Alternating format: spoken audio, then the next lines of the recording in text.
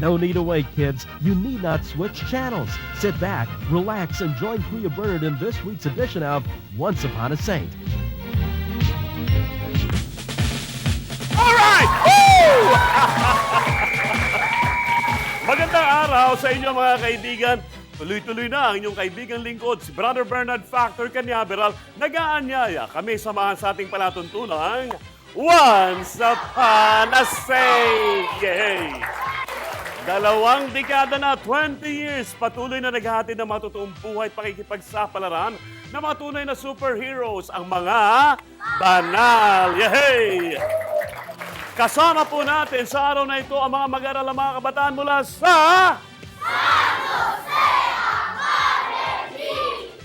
Yay! Ito po'y ating matatagpuan dito sa M. Naval Street.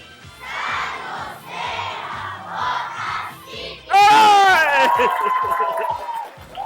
Maraming salamat muli kay Father Jerome sa lahat ng inyong mga kasamahan dito sa inyong paaralan sa pagbibigay sa amin ng pagkakataon makapag-shooting ng Once Upon a Saint dito.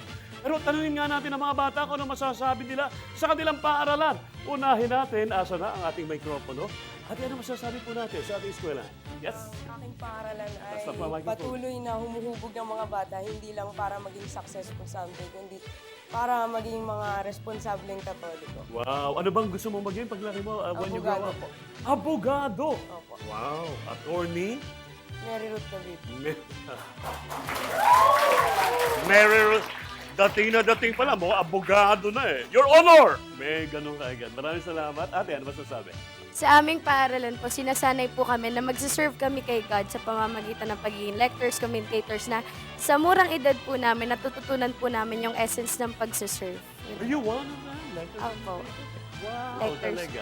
Anong favorite verse mo na binabasa mo sa Bible? Philippians. Philippians. What Chapter. about the Philippians? Yung Philippians chapter 4 verse 13 And po, that is? na I can do all things through Christ who strengthens me. Wow! Ano ulit sinabi? I can do all things through Christ. who strengthens Oh, me. biruin mo yan. Ang galing. Magmamadri ka na. Hindi po. Malay mo, di ba? Someday soon. At si Kuya, ano ba sabi? Ang aming paaralan ay gumagawa ng mga, hindi lamang bumubuo ng mga mahuhusay na estudyante, kundi pati ng higit sa lahat ng mga mabubuting tao. Yun lang. At kumusta naman si nanay at si tatay? Okay lang. Nanonood ba sila? Opo. Baka gusto mo batiin si nanay? Tatay, go ahead. Ay, nanay tsaka tatay. Walang Bad lang kayo dyan. Yes. And you are, ano pangalan mo, anak? Mark Lawrence Misiano po. Yes, maraming salamat. Ay, palakpakan din natin, ha? Alam mo, nalaman ko, ang ikinagagaling daw ng mga estudyante ay dahil mahuhusay ang mga guro o teachers. Totoo ba yon? Ay, parang mahina ang sagot, do? Parang mahina. Ang ikinagagaling daw ay dahil sa mga teachers. Totoo ba yon? Narito na po ang kanilang mga Christian Living Teachers. Come on, maganda araw po sa kanila. Asa na yung microphone natin? Ayan, ang ating mga kaibigan. Lapit po kayo. Ito si Malu. Malu, did I get it right? Si Laurie at saka si Ate Tess. Maganda araw po sa kanila. Ilan taon na po kayong mga teachers at guro dito? Ako po, 14 years na po ako 14 dito. years. Si Laurie? Ako po ay bagong-bagong 2 years pa lang. 2 years pa lang. At si Ma'am? Ako po yung pinakabata, 31 years. 31 years. Kamusta ang boyfriend? Okay naman siya. Ay, Ma'am Tess, sa makatwid, magpo-46 na ba ito? Itong eskwelahan? 47 po. So, noong mga panahon pa, nandito ka na. Opo. Nakita ninyong talaga nag-transform ang buong eskwelahan? Opo. Wow! At patuloy po kayo sa pagtuturo. Opo. Opo. Kasi, minsan po hindi naman po susukat yung experience.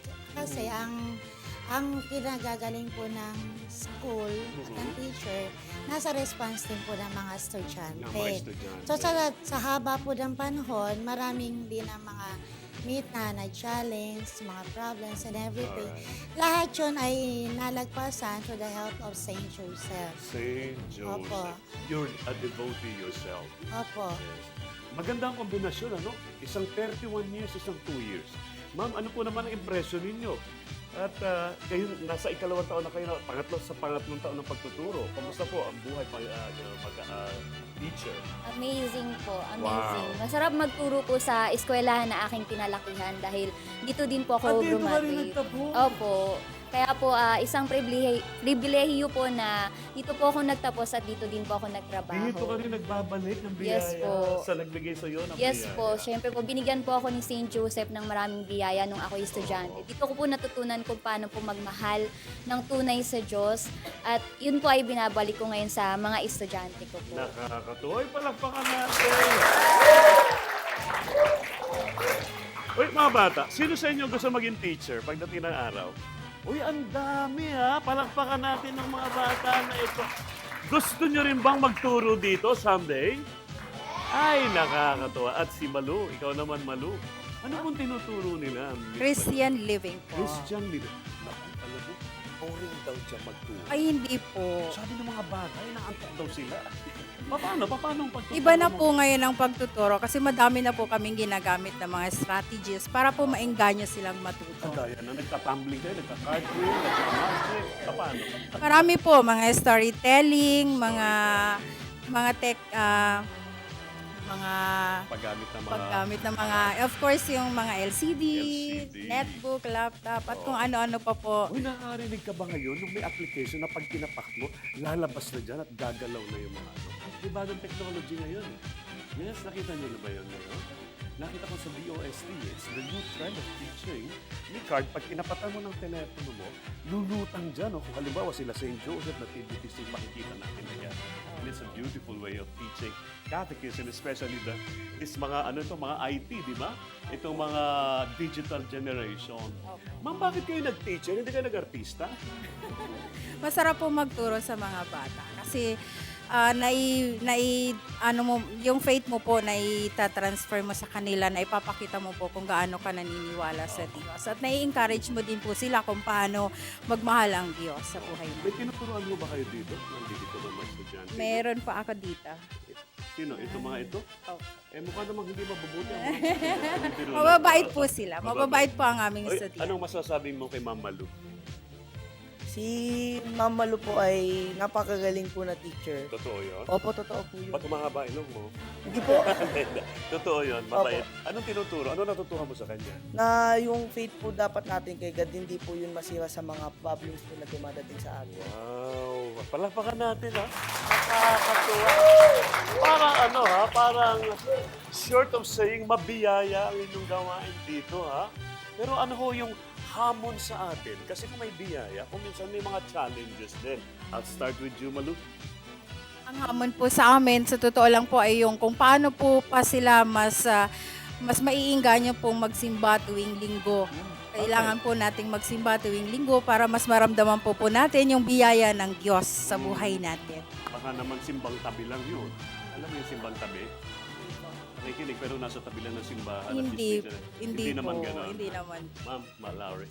Yung mga hamon naman po is yung pagka meron silang problema, they will still look forward para po sa graces po ni God. Na kahit marami silang problema ang hinaharap is center lang po palagi si God at bibiyayaan din po sila ng mga biyaya. Ma'am Tess. Ay, isang hamon po kasi po hindi po ba importante yung sa prayer life. Opo. So, hindi naman po lahat ng estudyante, gusto lang po, ay talaga nga yung they grow from their prayer life. So, kaya kami, ginagawa namin bilang mga CL teachers, we try our best to teach them how to pray na hindi namin dinidiktahan. So, prayer life is very important. Opo, pero yung mga students na po naman namin, nakikita naman po namin talagang they are devoted in prayer. Sabi niya kanina po ni Brother Jerome, every day we have our rosary, every Wednesday we have our Novena in Perpetual Help, and every Friday meron kaming chaplet to the Divine Mercy. Para po, yung one way ng school, paano sila magkakaroon ng prayer habit. Very good. Uy, palakpakan natin ang mga teachers natin. Maraming salamat po. Thank you very much po. Thank you very much po. Ha? Thank you. Wow! Abay, hindi pala naiiba ang kanilang mga kwento sa buhay ng ating mga santong banal. Sino nga yun? Ang mag-asawang Luis at Zelly Martan. Ang mga magulang nino, Saint Therese of the Child Jesus. Ano nga ang karamdamang ni Zelly? Anong naging sakit niya? Cancer of the breast, right breast. At eto nga, nung sabihin niya nung gabi na yon na meron siyang cancer, parang pinagbagsakan ng mundo ang mag-asawa. Ano sabi ng doktor? Magagamot pa ba ng operasyon? Ano sabi? Hindi na. At hindi nila kaagad sinabi sa mga bata. Kaya yung magkakapatid, 5 na lang ang magkakapatid na buhay. Kasi nakagugulat din, sunod-sunod ang mga nangyaring kabiguan sa buhay ng mag-asawa. Una, yung 2 lalaking unang panganay na pinanganak, namatay kaagad. Ikalawa, yung isa namang bata na si Marie Helen ay nagkasakit ng enteritis, namatay din. Tapos yung isa pa, napabayaan ng kanyang yaya at namatay din. Kaya mabigat ito para sa mga magulang, para sa nanay at tatay. In fact, nung ipinanganak si Saint Therese, may sakit kaagad siya at nag-alala ang mag-asawa na baka mamatay din si Saint Therese. Mabuti na lang na alagaang mabuti nung kanyang wet nurse. Anyway, hindi ipinakita ni Zelly. Patuloy siya sa kanyang gawain, patuloy siya sa pagbuburda dahil doon sa lugar nila sa Alençon, si Zelly ang may pinakamagandang ginagawang lace. Isang lace maker si Zelly. At lahat ng tao pumupunta sa kanya, in fact, marami rin siyang mga trabahador. At ang maganda sa kanya, pagka may problema yung kanyang trabahador, pinapag-off niya. Pagka may pangangailangan, pinapabali na, pinapautang niya. Kung wala silang trabaho, pinapupunta niya sa ibang lace maker para magkaroon ng trabaho. Mabait siyang employer. Napabakait niyang employer. Si Luis ay isang watchmaker at dahil mas malakas ang kanilang negosyo na paggawa ng lace, tumutok na siya sa paggawa ng lace. Pero ang nangyaring biglang ito sa kanila, isang malaking problema. Nagsisigaw yung nurse na galing sa loob ng kwarto ni Zelly. Sabi ni Lewis, bakit ano nangyari? Ano nangyari? Pumasok kaagad siya sa loob. Yung mga bata, sila, Marie, si Leonie at si Lynn at si Ann, nagtataka ano nangyayari at lumapit nga si, bakit? Ano yung nangyayari? Paglabas ni Luis, umiiyak na siya. Ano nangyari? Namatay si Zelly. Papaanong bubuhayin ni Luis ang kanyang 5 anak na babae? At isa nga doon ay nakatakdang maging banal. Paano ang buhay ng isang biyudo?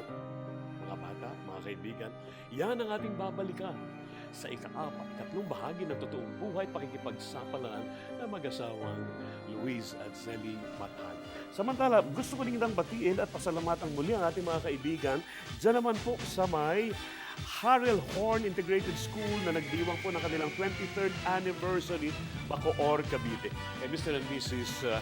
Dante at Luz Villanueva and family, thank you very much. Ganon din kay Jos Espinosa, sa kanyang daddy na si Olan at kay nanay po.